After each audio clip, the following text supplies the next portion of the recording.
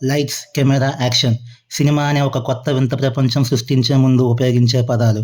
అలాంటి ఒక కొత్త వింత ప్రపంచానికి కొన్ని దశాబ్దాలుగా మనల్ని తీసుకెళ్తున్న ఇండస్ట్రీ తెలుగు ఫిలిం ఇండస్ట్రీ. 1931లో మొదలై ఈరోజు ఆస్కార్ స్టేజ్ వరకు వెళ్ళిన తెలుగు సినిమా ప్రస్థానంలో ఎందరో గొప్పవాళ్ళు, ఎన్నో గొప్ప చిత్రాలు, మరెన్నో గొప్ప విజయాలు. 1931 సంవత్సరంలో 'భక్త ప్రహ్లాద' సినిమా ద్వారా తెలుగు సినిమా ప్రస్థానం మొదలైంది. ఈ సినిమాని తెరకెక్కించిన ఎచ్ఎం.రెడ్డి గారిని ఫాదర్ ఆఫ్ తెలుగు సినిమాగా గుర్తించొచ్చు. మైథలాజికల్, సోషియో ఫ్యాంటసీ కథలలో తెలుగు సినిమా స్థానం ఎప్పటికీ ప్రత్యేకమైనదే. ఆ కాలంలోనే 'భక్త ప్రహ్లాద', 'సతీ సావిత్రి', 'లవకుశ', 'స్వర్గసీమ' లాంటి మరెన్నో గొప్ప చిత్రాల్ని నిర్మించారు. తెలుగు సినిమాలకే కాకుండా మిగతా సౌత్ ఇండియా సినిమాల్ని కూడా నిర్మించడానికి ఎంతగానో ఉపయోగపడిన వాహిని స్టూడియోస్ని సినిమా మీద మక్కువతో మన బిఎన్ రెడ్డి గారే నిర్మించారు. అలాగే పాల్ ముని ఆఫ్ ఇండియాగా పిలువబడుతున్న చిత్తూరు నాగయ్య గారు లాంటి గొప్ప నటులు మన ఇండస్ట్రీకి చెందినవారే. మన తెలుగు సినిమా తన ప్రస్థానాన్ని రెండవ ప్రపంచ యుద్ధం, స్వాతంత్ర పోరాటం లాంటి క్లిష్టమైన సమయంలో కూడా కొనసాగించింది. స్వతంత్రం తర్వాత తెలుగు సినిమా స్థాయి రెండింతలైంది. ఈ కాలంలోనే ఎన్టీఆర్, ఏఎన్ఆర్, సావిత్రి, ఎస్వి రంగారావు గారి లాంటి గొప్ప నటులు అరంగేట్రం జరిగింది.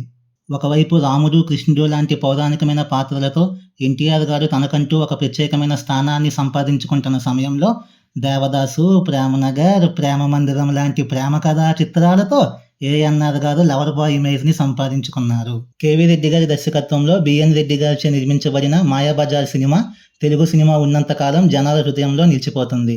ఎన్టీఆర్, ఏఎన్ఆర్, సావిత్రి, ఎస్వి రంగారావు గారు లాంటి నటులు ఈ సినిమాలో కీలక పాత్రలు పోషించారు.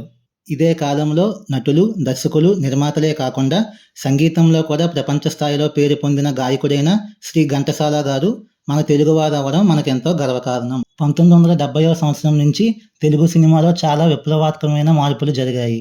కొత్త నటీనటులు, దర్శకుల అరంగేట్రంతో పాటు సినిమా తీసే విధానంలో ఒక నవశకం మొదలైంది. కృష్ణ, శోభన్ బాబు, కృష్ణమరాజు, జయప్రద, జయసుధ లాంటి నటీనటుల అరంగేట్రం ఈ కాలంలోనే జరిగింది. వీళ్ళల్లో ప్రత్యేకంగా కృష్ణ గారి గురించి చెప్పుకోవాలి. ఎందుకంటే మొట్టమొదటి తెలుగు డిటెక్టివ్ సినిమాగా గూఢచారి 116, మొదటి కౌబాయ్ సినిమాగా మోసగాలికి మోసగాడు, ఫస్ట్ ఈస్ట్మన్ కలర్ సినిమాగా Alluri Sitaramaraju, first 70mm scope సినిమాగా సింహాసనం లాంటి ప్రయోగాత్మకమైన సినిమాలతో విజయం సాధించారు. వీళ్ళందరూ ఇలాంటి విజయాలు సాధిస్తున్న సమయంలోనే అప్పటి సీనియర్ నటులైన ఎన్టీఆర్, ఏఎన్ఆర్ గారు దానవీర శూరకర్ణ, అడవిరాముడు లాంటి సినిమాలతో వీళ్ళకి పోటాపోటీగా సూపర్ హిట్లు కొట్టారు. ఏ ఇండస్ట్రీకి సాధ్యం కాని విధంగా 150 సినిమాలు దర్శకత్వం వహించిన దర్శకుడు, 100 సినిమాలు దర్శకత్వం వహించిన దర్శకుడు, అలాగే 50 సినిమాలు దర్శకత్వం వహించిన ఏకైక మహిళా దర్శకురాలు మన ఇండస్ట్రీకి చెందినవారే. వారు శ్రీ దాసరి నారాయణరావు గారు, రాఘవేంద్రరావు గారు, విజయ నిర్మల గారు.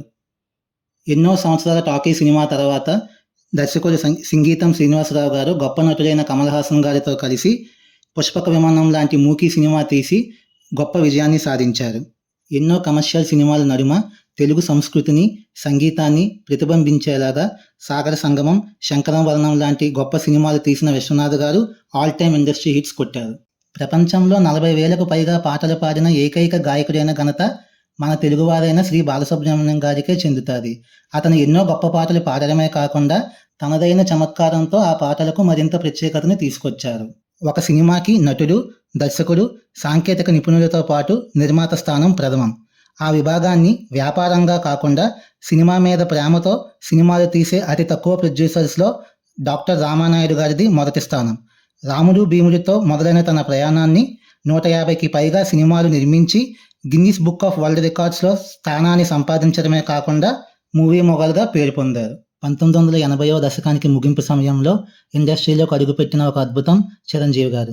తన నటన, డ్యాన్స్, ఫైటులతో ఒక కొత్త వేగాన్ని ఇండస్ట్రీకి తీసుకొచ్చారు. డ్యాన్స్ అంటే చిరంజీవే అని అప్పటి హిందీ ఫిలిం ఇండస్ట్రీ మొత్తం కొనియాడారంటే అర్థం చేసుకోవచ్చు చిరంజీవి గారు తెలుగు సినిమాకి ఎంత పేరుని సంపాదించారు. ఖైదీ, గ్యాంగ్ లీడర్, జగదేక వీరుడు, అతిలోక సుందరి లాంటి మాస్ సినిమాలతో పాటు ఆరాధన లాంటి క్లాసిక్ సినిమాలు తీసి మెగాస్టార్గా ఇండస్ట్రీలో పేరు సంపాదించుకున్నారు. అదే సమయంలో ఎన్టీఆర్ గారి వారసుడిగా అడుగుపెట్టిన బాలకృష్ణ గారు మంగమ్మ గారి మనవడు, ఆదిత్య 369, భైరవ దీపం లాంటి విభిన్నమైన చిత్రాలతో పాటు సమరసింహారెడ్డి, నరసింహానాయుడు లాంటి మాస్ సినిమాలతో ఇండస్ట్రీ హిట్స్ సాధించారు. అలాగే ఏఎన్ఆర్ గారి వారసుడిగా అడుగుపెట్టిన నాగార్జున గారు తన తండ్రి లెగసీని కంటిన్యూ చేస్తూ గీతాంజలి, మన్మధుడు లాంటి లవ్ స్టోరీస్తో పాటు అన్నమయ్య, శ్రీరామదాసు లాంటి భక్తి చిత్రాల్లో నటించి జనాల మెప్పు పొందారు. వీరితో పాటు నిర్మాత అయిన డాక్టర్ రామానాయుడు గారి ప్రోత్సాహంతో తన రెండో కుమారుడైన వెంకటేష్ గారు ఇండస్ట్రీలోకి అరంగేట్రం చేశారు. బొబ్బిలి రాజా, చంటి, ప్రేమించుకుందాంరా లాంటి సినిమాలతో ఫ్యామిలీ హీరోగా పేరు పొందారు. ఎన్ని విజయాలు ఉన్నా, ఎంత గొప్ప నటులు ఉన్నా, ఎంత స్థాయికి చేరుకున్నా మనకి తగ్గ గుర్తింపు పొందామా అంటే అది అప్పటికి ఒక సందిగ్ధమే. న్యూఢిల్లీ, బాంబే ఇలాంటి చోట్లకు ఫంక్షన్స్కి వెళ్తేనండి తెలుగు వాళ్ళకి గుర్తింపు లేదు. గోవా ఫిలిం ఫెస్టివల్కి వెళ్ళి నాకు మహానటుడు రామారావు గారి బొమ్మ లేదు, అక్కడ నాగేశ్వర బొమ్మ లేదు. మా మాట సరే సరి. గోవా, ముంబై వరకు కూడా చేరని మన సినిమాని ఈరోజు ఆస్కార్ వరకు తీసుకొని వెళ్ళారు అంటే ఖచ్చితంగా అతని కోసం చెప్పుకోవాల్సిందే. అతనే శ్రీ ఎస్ఎస్ రాజమౌళి గారు. స్టూడెంట్ నెంబర్ 1, సై, ఛత్రపతి, సింహాద్రి లాంటి హిట్ సినిమాలు తీసిన అతను మగధీర సినిమాతో తెలుగు ఇండస్ట్రీ హిట్ సంపాదించారు. ఆ తర్వాత అతను మొదలుపెట్టిన ఒక అద్భుతమే బాహుబలి. బాహుబలి 1 సినిమాతో తెలుగు సినిమాని పాన్ ఇండియా లెవెల్కి తీసుకొని వెళ్ళారు. అలాగే బాహుబలి 2, RRR లాంటి సినిమాలతో తెలుగు సినిమాని ఇంటర్నేషనల్ లెవెల్కి తీసుకొని వెళ్ళడమే కాకుండా RRR సినిమాలోని ఒక పాటకు గాను సంగీత దర్శకుడికి, రచయితకి ఆస్కార్ని సంపాదించడంలో రాజమౌళి గారు కీలకమైన పాత్ర పోషించారు. ఇంత గొప్ప లెగసీని ఈ తరం నటులైన పవన్ కళ్యాణ్, మహేష్ బాబు, ప్రభాస్, రామ్ చరణ్, జూనియర్ ఎన్టీఆర్, అల్లు అర్జున్ లాంటి వారు ఇంకా కొనసాగిస్తున్నారు. సినిమా అనేది వాళ్ళ వృత్తిగా కాకుండా ఈ సమాజానికి, ప్రజలకి తిరిగి ఎంతో కొంత సేవ చేయాలన్న ఒక మంచి ఆలోచన మన తెలుగు ఇండస్ట్రీలో ఎప్పటి నుంచో ఉంది.